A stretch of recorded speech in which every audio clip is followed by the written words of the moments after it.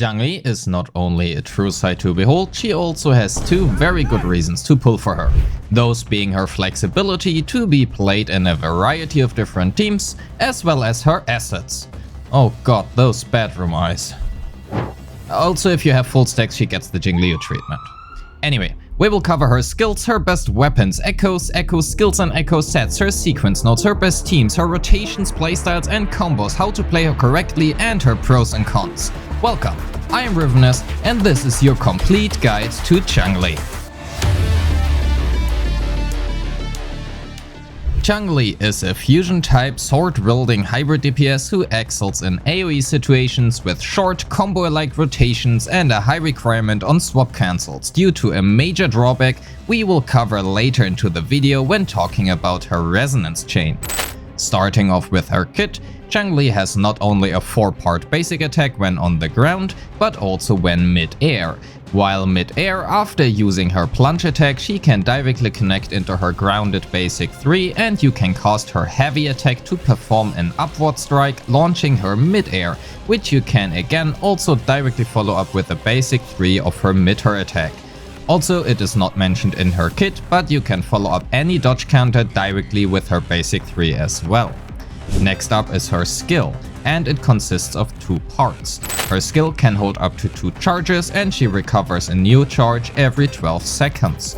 Casting her skill makes her dash towards the enemy, dealing medium fusion damage and ends the attack with a plunge, while also entering the true sight state.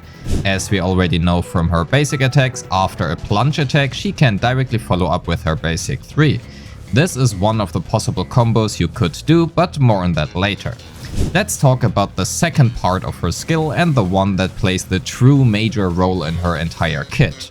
True Sight.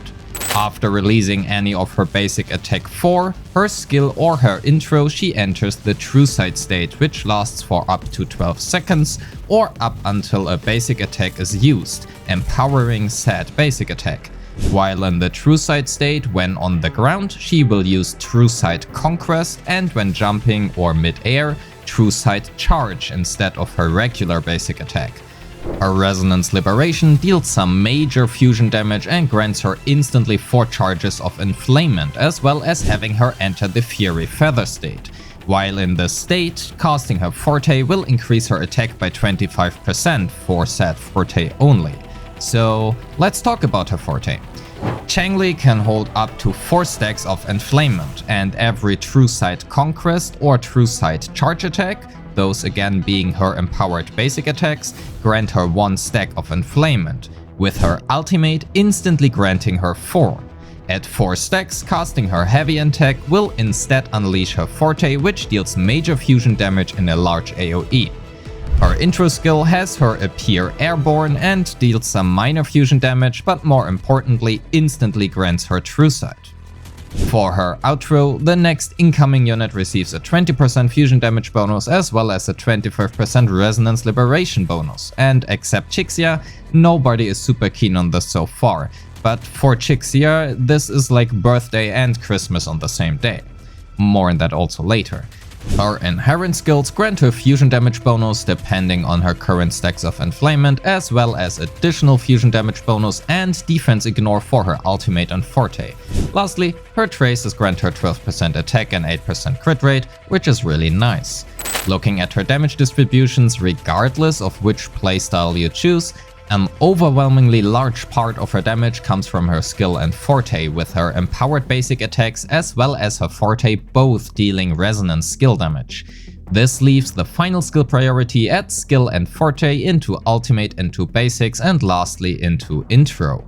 For her weapons, well, I have good and bad news. If you are a dolphin or whale, her signature weapon at R1 is only about 10% ahead of the standard 5-star weapon, Emerald of Genesis, making this probably the worst signature weapon so far.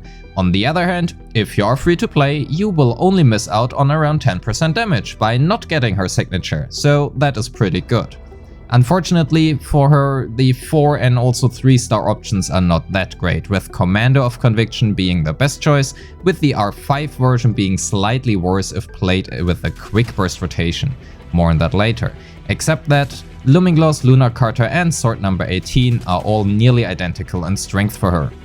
Overall, her general best echo set is a 5-piece Molten Rift, but you do have the possibility to mix match a 2-piece Molten Rift and Lingering Tunes with either the Inferno Rider or Mech Abomination as your echo ability. If played with Chixia, using the Impermanence Heron with the 5-piece Moonload Clouds is just another option. If you play 5-piece Molten Rift, as Fusion still only has one boss, 4-4-1-1-1 is not an option here, and an echo layout of 4-3-3-1-1 with the Inferno Rider as your echo ability is your best choice. Honorable mention to the Geohydsaurian. Regarding the main stats for your echoes, you are mainly looking for crit values on her 4 cost, with crit damage being ahead of crit rate if you have Emerald of Genesis, and crit rate being the better choice if you have her signature weapon. Double fusion percent or a mix match of attack percent and fusion percent on her 3 cost echoes, and a double attack percent on her 1 costs. Talking about the 3 cost echoes, the difference between double fusion and mix matching fusion and attack percent is honestly marginal, to the point of honestly being completely irrelevant until you bring buffs into play. So that basically means both are very viable choices, which makes Changli a lot easier to build. Depending on the team, Changli has an ER requirement between 10 and 20%. For my calculation sheet, I assumed the worst, which means around 20%. However, if played as a buffing hybrid with Chixia or if paired as a dual DPS with Encore, you are looking at around 20% ER. If played as a dual DPS with Havoc Rover or Jinzi, you need around 10%. This also may or may not has already been a spoiler on her teams, and you might wonder why I say dual DPS and not quick swap, but more on that in just a bit. Let's finish the echo part first. For her substat priority, try to hit your ER requirement breakpoint first and foremost, then prioritize crit values, attack percent, skill damage bonus, and lastly flat attack and resonance liberation damage bonus. All in all, these are the final endgame stats I would recommend. Note, the values displayed here are the values shown to you on the overview screen. Before we talk about her sequences, I would appreciate a like and a comment on the video, because the YouTube algorithm likes that, and me too honestly. Also, subscribe for more Wuthering Waves content. That said, before we cover her sequences, let me get back to the beginning of the video when I said like rotations and a high requirement on swap cancels due to a major drawback we will cover later into the video when talking about her resonance chain. That later is now. Changli has 2 problems, and there is no way I can just glance over that. As seen on screen right now, she is incredibly vulnerable to interruptions, and that is honestly a problem because she is highly reliant on both her true sight as well as her enflammement stacks, as those 2 are basically her entire damage. However, as seen here, if she gets hit during her true sight attacks, she not only loses the true sight state, but also doesn't gain any stack of enflammement. Furthermore, if her skill gets interrupted before she reaches the high point of the animation, she doesn't even gain a true sight in the first place, but the skill still enters the cooldown. This is an incredible damage loss potential on both her 2 major mechanics, and requires you to either time those very carefully or get her sequence 1. Yes, Kuro sells you the solution to the problem. I mean, technically speaking, her dodge counter can again be followed directly by her B3-4 into Conquest as well. However, I mean, you have the same problem again there. If you get interrupted again, you are still, well, you just have wasted a lot of time. So while her S1 is only a marginal damage increase, the resistance gain to interruption is absolutely major and cannot and should not be underestimated. I guess you and Wu would technically work as well. Please, however, have this be a major point of consideration when pulling for her, as it can be really frustrating to play. Is her S1 required? No, not really, at least when looking at pure damage output, but if you care about quality of life, this is a major and honestly important point to consider. I guess at least you don't really need her weapon. Anyway, that said, her sequences 2, 5 and 6 are all major damage increases which stay more or less in the same relation to each other regardless of which weapon you have equipped, but her overall damage gain is around 20% higher with her signature. As always, later sequences are choice for whales. Do not feel forced to spend money unless you can afford it and really like the character. So let's talk about her teams and playstyles. Changli pairs super well with Jixia, which probably makes iwtl incredibly happy right now, as I can already hear his happy chime noises. Woohoo! Woohoo! Woohoo! Also, as I'm sure he will cover Changli as well as Jixia more in depth than I will, please check out his channel if you haven't done so yet. That said, as already mentioned earlier, Changli does not only provide fusion damage bonus to Jixia, but also resonance liberation damage bonus, and Jixia does like that a lot. And Jixia also has long enough rotations to cover for Changli's downtime. Verina, Baiji or even Taoichi complement this team really well, making this the go-to hybrid team for Changli with her playing a secondary role. However, she can also be played in a dual DPS setup with Encore or Havoc Rover, and again Verina, Baiji or Taoichi for the support slot. Jinzi is also yet another great teammate who not only covers Changli's downtime, but is also able to provide double interest for her, allowing Changli to gain her enflammement stacks faster with less field time or less reliance on her skill. However, Changli only provides so much, and by that I mean subpar support towards Jinzi.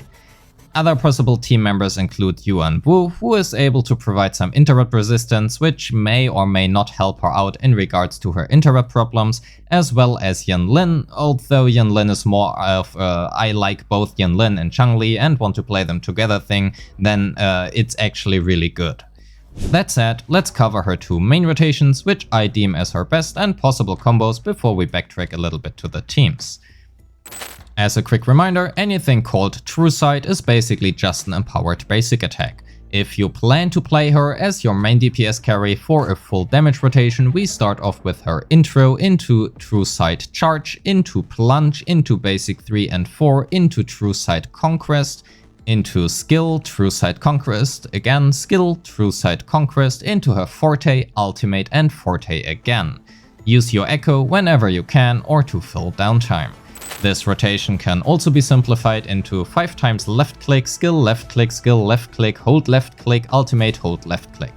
Without her S1, this rotation is especially prone to interrupts and best used while an enemy is stunned.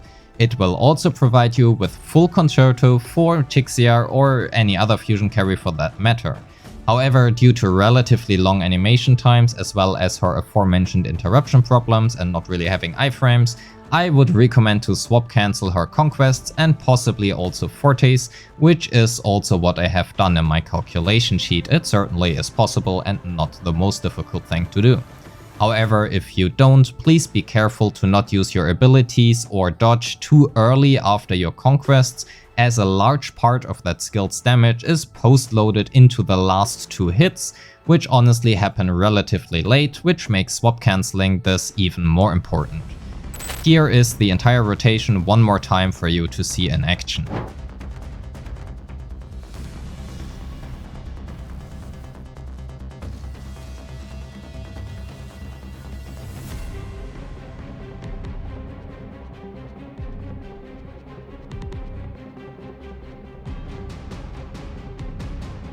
Her second rotation, if one wants to call it that, it's honestly mostly a combination of various smaller combos which require swap cancels as well as a secondary carry to fill in for her downtime.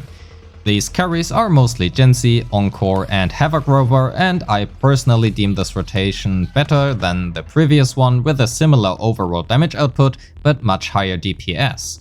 We start off with repeating her skill into True Sight Conquest twice, switch out and spend the next 10 seconds on our teammates, for example Jixia, Encore, Verina or Jinzi.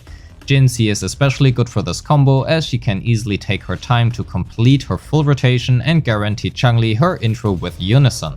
Coming back to Changli, we complete the rotation with intro into True Sight Charge, into skill, into Conquest, into Forte, Ultimate, Forte and her outro.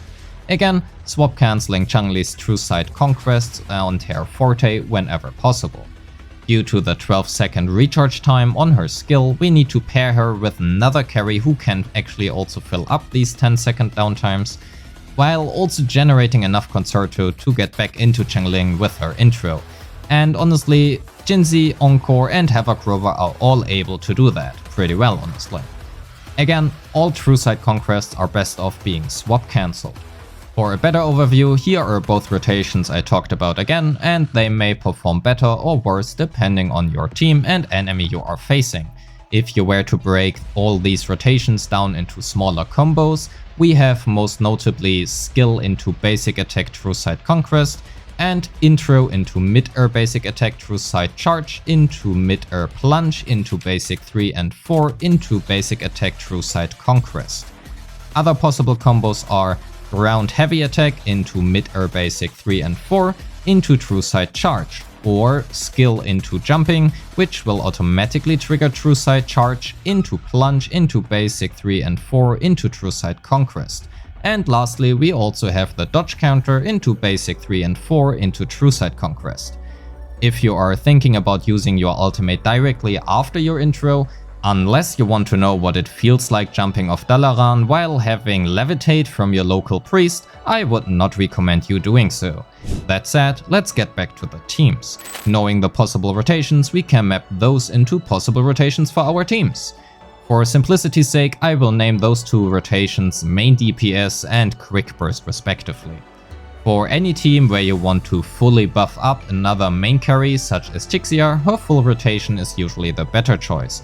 However, if played in a dual DPS setup where you want to make use of the full rotation of your other DPS, the quick burst rotation allows for some necessary swap cancels while allowing units such as Havoc Rover to make full use of their buffed state window. If you prefer a more quick swap style, mix matching her combos to the given situation is honestly a little bit harder to pull off for most players, as you need to react, well, reactively to the enemy, but well possible and oftentimes the best choice, as you, let's be honest, will rarely be able to fully complete any rotation shown here. So let's have an example for a team rotation. Let's say we have a team of Changli, Encore and Verina. We would start off the fight, Changli skill into Conquest, swap cancel to Encore, skill and swap cancel back to Changli, skill and Conquest, swap cancel to Verina, full Verina rotation into Encore ultimate and full combo, into Changli intro, charge, skill, Conquest, Forte, swap cancel into Encore skill back to Changli ultimate and Forte, swap cancel again into Verina, set up with Verina and repeat. I want to reiterate that learning her combos instead of a full rotation will likely bring you more and further, as you can just simply adapt to the given situation and craft your own teams and combos instead of learning a pre-made rotation, which is again not always applicable. And by not always I mean rarely. So what's the verdict? If you are looking for pure strength, Changli will not elevate your account to a new level. However, if you are looking to expand your roster and really like her design a lot, be it visually or gameplay wise, without feeling the need to get her signature weapon, she is a relatively easy to build character with the drawback of you needing to time your skills and enhance basic attacks very carefully unless you get her sequence 1 or pair her with Yuan Wu. That all being said, thank you so much for watching. Please leave a like if you liked this video, let me know if you are pulling for Changli in the comments below. Don't forget to subscribe for more Wuthering Waves content, join the Discord if you haven't yet, the link is in the description, and have a great day. Peace.